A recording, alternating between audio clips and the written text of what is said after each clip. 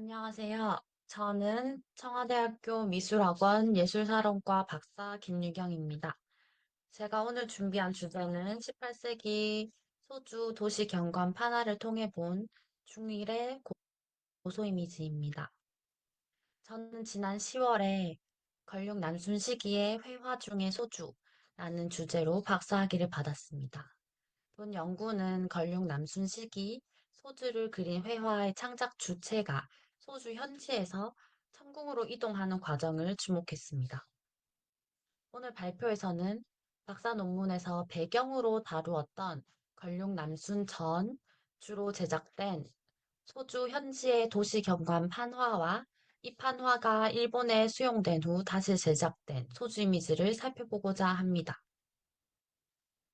소주는 당송시대 이후 상업이 발달하고 인재가 모였던 곳으로 명대에는 오파회화가 발전하고 출판업이 발달하여 오파라 예술도 절정을 이루었습니다.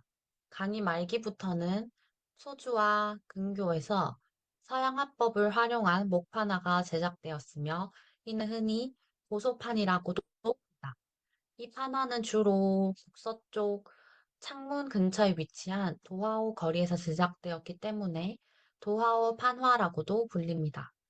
이 중에서 소주의 도시 및 근교 풍경을 다룬 주제는 소주 판화만의 독특한 주제로 자리 잡았습니다. 판화에 등장하는 주요 장소로는 창문, 만년교, 제문, 호구 등이 있습니다. 특히 소주성 서쪽 상업 중심지와 명승지가 주된 소재로 등장했습니다. 소주 도시경관 판화의 형식은 명말 청초에 유행했던 소주 편과 깊은 관련이 있습니다. 화면 우측의 작품처럼 세로로 긴 대형 판화 두 폭이 짝을 이루어 한 세트가 되는 이런 중당 형식은 소주편에서부터 계승한 것입니다. 명말청초 소주 현지에서는 대가의 그림을 모사하는 작업이었던 소주편이 활발하게 제작되었고, 이는 소주 목판 작업을 하는 화방과 밀접하게 연결되어 있었습니다. 또한 도하오 파마는 화면을 3등분하여 각 부분을 따로 제작한 후 하나로 붙여 큰 화면을 구성했습니다. 일부 작품에서는 화면의 맨 윗부분에 배경색을 칠하고 재발을 쓰기도 했는데 이러한 제작 방식 역시 소주편으로부터 온 것으로 보입니다. 공간 표현 방식은 전통적인 부강법을 주로 사용했지만 일부 작품은 원근법을 사용하기도 했습니다. 방태서필법이라는 문구가 적혀 있기도 이런 문구는 서양 화법을 활용했다는 것을 드러내고 있습니다. 당이 시기 서양 선교사들이 성궁정에 유입되면서 궁정 판화에 서양 화법이 유행하게 되었고, 이는 이후 소주 지역의 민간 화가들에게도 영향을 미쳤습니다. 소주 화가들은 궁정에서 전해진 서양 화법을 모방하였으며, 일부 작품에서는 전 내정공봉이라는 서명이나 도장이 발견되기도 하여 작가가 이전에 궁정화가였음을 암시하고 있습니다.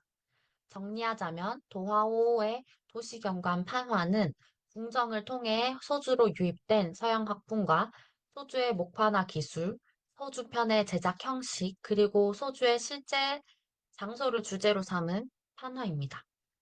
다음으로 도하오 도시경관 판화 중 고소 이미지를 살펴보겠습니다. 우선 고소 창문도와 360팽은 당시 상업 중심지였던 창과 그 주변 지역을 생동감 있게 묘사하고 있습니다. 투시법을 활용하여 화면 전경에는 창문 밖의 상업지구를 넓게 담고 화면 중심에 창문의 모습을 정면으로 배치한 뒤 그 뒤쪽에는 오른쪽 상단의 제문까지 이어지는 도성 내리를 원근법으로 묘사했습니다. 특히 오른쪽의 두 작품처럼 이전의 창문 그림에서는 창문에 몰린 여러 배를 통해 교통 체증을 표현하거나 창문과 주변 지형을 묘사하는 데 그쳤던 것과 달리 도하오 판화에서는 당시 상업 활동과 시장 풍경이 더욱 강조되었고, 창문이라는 도시 건축 자체를 화면에 전면에 소주 이미지를 제시했습니다. 고소창문도 상단에 적힌 제발은 송대 수도였던 변경을 묘사한 청명 상하도와 소주를 비교하고 있습니다. 이는 소주가 당대 번영한 상업 도시이자 문화 중심지로서의 위상을 자랑스럽게 내세운 것으로 볼 수 있습니다. 이 판화가 제시한 창문 이미지는 이전에 도시의 건축 구조에 불과했던 창문이 당대의 상업 문화를 반영한 일종의 새로운 명승으로 탈바꿈시켰습니다. 이러한 변화는 이후 궁정화가 서양의 고소 변화도에서도 살펴볼 수 있어 현지의 새로운 소주 이미지가 궁정까지 전해졌음을 알 수 있습니다. 다음으로 살펴볼 판화는 금창고적도입니다. 용성과 연극장의 북적거림을 통해 단오절 축제의 풍경을 묘사한 것으로 추정됩니다. 이 작품에서 주목할 점은 화면 중심에 크게 자리 잡고 있는 연극 무대입니다. 무대 양옆의 대련 내용은 산동 제남시 석산의 연극임을 나타내고 있고, 이 연극 무대 옆에 있는 산동 지역의 간식인 배 아이스크림을 판매하는 모습도 살펴볼 수 있습니다. 이 시기 소주에는 중국 각지에서 온 상인들이 많았으며 이들은 출시 지역별로 회관을 설립하여 교류하곤 했습니다. 금문 밖에는 산둥 상인들의 회관이 있었던 것으로 추정되며 이 그림의 주제는 단오절 당시 한국 산둥회관에서 주최한 연극이었던 것으로 보입니다. 도시 판화 제작에 소주 현지뿐만 아니라 외지 상인들의 수요가 작용했던 것입니다. 도화오 풍경 판화에서 반복적으로 등장하는 또 다른 소재는 고소 만년교도입니다. 만년교도는 서문과 남호 상업지대를 연결하는 지리적으로 아주 중요한 다리로 1740년에 완공되었습니다. 현존하는 최초의 만년교 판화는 건룡 5년에 제작된, 즉 1740년에 제작된 고소 만년교도로 고베 시립박물관에 소장되어 있고, 만년교의 구조적 서문 안팎의 거리 모습, 교량 위 관리들이 실찰 중인 모습을 세밀하게 묘사한 것이 특징입니다. 화면 상단의 제시는 만년교를 송대 채양이 설계한 낙양교에 비유하며 성조의 통치를 칭송하고 있습니다. 다리 패방에는 서주부 건립, 3호 제2교라 하며 다리 건설의 주체가 소주 지방정부임을 드러내고 또한 이 서주 지방정부의 치적을 칭송하고 있습니다. 정리하자면 소주의 도시경관 판화는 호주 편의 중당 형식을 따르고 서양 화법의 원근법과 명암법을 사용했습니다. 또한 건축물, 번화한 산업 활동과 생활 모습을 보여주는 그림은 당시의 소주의 상업 문화, 외지에서 온 상인들, 현지 지방정부의 공적과도 관련이 있었습니다. 이러한 목판화의 소주 이미지는 소주에서 활동한 다양한 사람들의 소주에 대한 이해와 각기 다른 호심이 얽혀 있었습니다. 그런데 지금까지 살펴본 소주의 도시 경관 팔화는 현재 모두 일본에 소장되어 있습니다. 17세기 후반 해금령 해제 이후 1757년 일구통상 시행 전까지 청과 일본 간의 무역은 매우 활발했고 소주 편화도 사포를 통해 나가사키로 대량 전래되었습니다. 일본에서는 이런 물품을 당물이라 부르며 귀중하게 여겼고 이러한 당물은 나가사키 항구에 당인옥에 거주하는 중국인들이 구매하기도 했습니다. 또한 서양 화법을 사용한 목판화는 서양으로 수출된 수출자기와 유사하게 서구 시장의 수요를 충족시켰고 이 당시 수출 상품은 일본 나가사키항을 거쳐 유럽으로 제수되는 경우가 많았기에 이 과정에서 일부 고소판이 일본으로 유입된 것입니다. 중국에서 목판화는 실용적 기능을 하는 소비재로 여겨졌고 이러한 이유로 중국 현지에는 현재 이른 시기의 판화가 거의 남아있지 않습니다. 반면 일본에서는 소주 목판화를 예술품으로 간주하고 수집 및 보존하여 상당수가 현재 일본에 있습니다. 그 예로 고베 시립 박물관에는 이치나가 다카시의 수집품이 기증되어 있으며 히로시마 우미모리 미술관은 가장 많은 소주 판화를 소장하고 있습니다. 흥미로운 점은 일본에서 도시 경관 판화를 소장 및 보존한 것뿐만 아니라 이를 바탕으로 현지에서 소주 이미지를 재창조했다는 점입니다. 작품을 통해 일본에서 고소 이미지, 즉 소주 이미지는 어떻게 전개되었으며 중국 현지와의 차이는 무엇이고 이것이 의미하는 것은 무엇인지에 대해서 살펴보겠습니다. 첫 번째로 이 그림은 일본에서 제작한 마루야마 오쿄가 그린 것으로 여겨지는 만년교도입니다. 서양식 원근법을 응용하여 그린 안경화로 볼록 렌즈가 장착된 안경을 통해 보면 더 입체적으로 보이는 그림입니다. 왼쪽에 소주에서 제작된 만년교도는 무관법과 원근법을 함께 사용하고 있는 반면, 일본에서 제작된 만년교도는 평지에서 바라보는 구도로 다리 중앙 부분이 보이지 않고 다리 건너편 건물도 정면에서 본 모습을 하고 있습니다. 다리 기둥의 넓이를 비교하면 일본판 만년교도가 더욱 깊은 원근감을 느끼게 합니다. 이는 볼록 렌즈를 통해 입체적으로 보이게 하기 위해서 원근감을 더 과장해서 그렸기 때문입니다.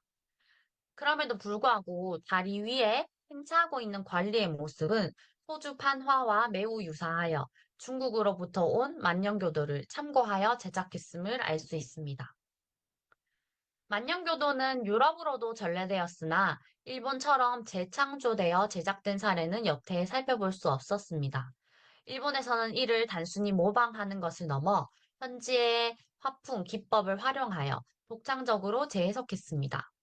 특히 최신 회화 기법을 통해 그려진 대상이 중국의 다리, 만년교였다는 점은 당시 일본에서 중국 판화가 유입되고 감상되던 맥락을 반영할 뿐만 아니라 중국 소주가 일본 내에서 발전된 도시 문명과 예술적 정교함을 상징했음을 드러냅니다. 다음은 동일하게 야로야마 오쿄의 작품으로 전해지는 교토 중국 풍경 도건입니다. 그 내용은 교토의 기온 오타비쇼, 시조 카와라 마치 극장, 그리고 중국 해변 고소만년교도입니다.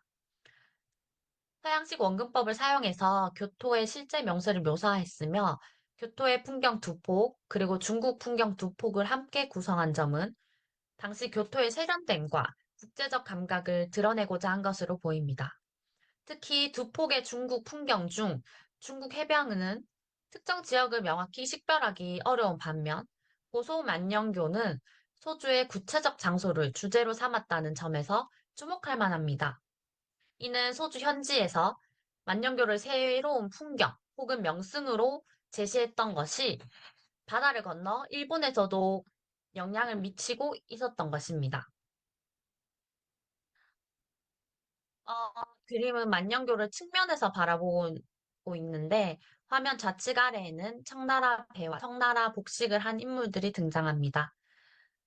소주에서 제작된 만년교도가 다리와 그 주변 상업활동, 도시의 활기를 묘사하는 데 반해서 일본판 만년교도는 이국적인 건축물, 그리고 새롭게 건설된 다리에만 초점을 맞추어 당시 중국 동남 제1도시였던 소주의 도시 건축미를 강조했습니다.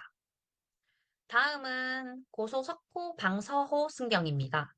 제목의 서호를 방했다라는 뜻은 호심정으로부터 온 것입니다.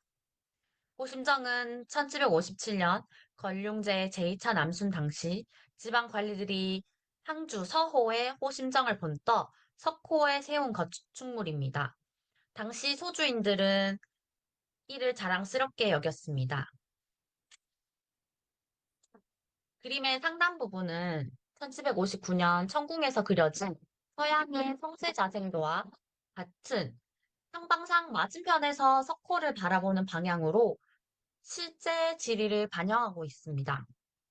그러나 이 그림의 중심에 묘사된 한산사와 하단의 창문은 실제 석호 주변에 위치하지 않습니다. 또한 산사사는 당시 화재로 인해 쇠락한 상태였지만 일본에서는 당나라의 시 풍교 야박을 통해 널리 알려져 있었기 때문에 그림에 포함된 것으로 생각됩니다. 이처럼 일본에서 제작된 소주 이미지는 현지의 실제 지리, 역사적 맥락과 다른 평가 혹은 상상력을 바탕으로 재구성되었습니다.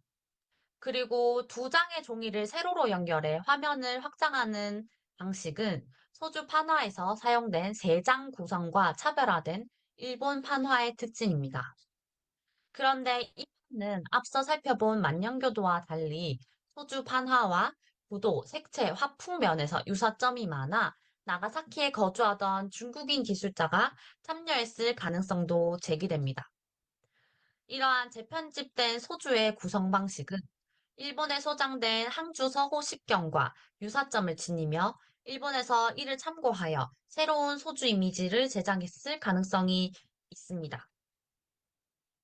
석고도는 소주 전경도로 전환되었으며 오른쪽 그림은 비록 아직 명확한 제작 출처가 없지만 일본 현지에서 이러한 소주 그림에 대한 높은 수요가 있었음을 알 수 있습니다. 소주는 이상적인 도시로 인식되었으며 석호와 창문 주변 지역이 중심에 되는 재편집된 도시 이미지로 소비되었습니다. 끝으로 왼쪽의 이 그림은 암스테르담 항구를 주제로 한 나가사키 판화입니다. 두 척의 거대한 네덜란드 배가 정박해 있는 한국 마을을 묘사하고 있는데 상단에 그려진 도시 풍경은 실제 네덜란드에서 가져온 것이 아니라 우측의 석호도의 건물, 다리, 탑 등을 분해하여 재배치시킨 것으로 보입니다. 또한 이 그림은 크기가 유사하고 두 장의 종이를 이어져 화면을 이룬다는 점도 같습니다. 일본인들이 가보지 못한 네덜란드의 항구 도시를 묘사할 때 소주 이미지를 가져온 것은 당시 일본에서 소주 이미지가 18세기 이상적인 도시 모습에 전형이 되었으므로 알 수 있습니다. 18세기 중국과 일본 판화 및 회화에서 소주는 각국의 최신 기법으로 그려졌습니다. 그러나 중일 양국에서 소주에 대한 이해와 그림에서 강조하고자 했던 고소 이미지는 달랐습니다. 중국에서는 소주의 번화한 거리와 상업 중심지로서의 기능을 강조했고, 현재 상인, 지방정부의 수요를 반영한 소주 이미지를 묘사했습니다. 반면 일본에 전래된 후 일본에서 제작된 소주는 이국적이고 세련된 도시로 재창조되어 이상적인 도시의 전형으로 제시되었습니다. 이러한 그림들은 일본에서 중국 문화를 선호하거나 국제적 감각을 추구한 이들에 의해 소비되었습니다. 이처럼 소주라는 지역은 단순한 도시를 넘어서 그 자체로 문화 콘텐츠가 되어 중국 현지뿐 아니라 일본에서도 소비, 감상, 새로운 형태로 재창작되었습니다. 이는 18세기 중국과 일본의 회화를 통한 문화 상호작용과 소주라는 도시 이미지가 문화 소비의 중요한 콘텐츠로 자리 잡은 과정을 보여줍니다. 이상 오늘 준비한 내용 마치겠습니다. 감사합니다.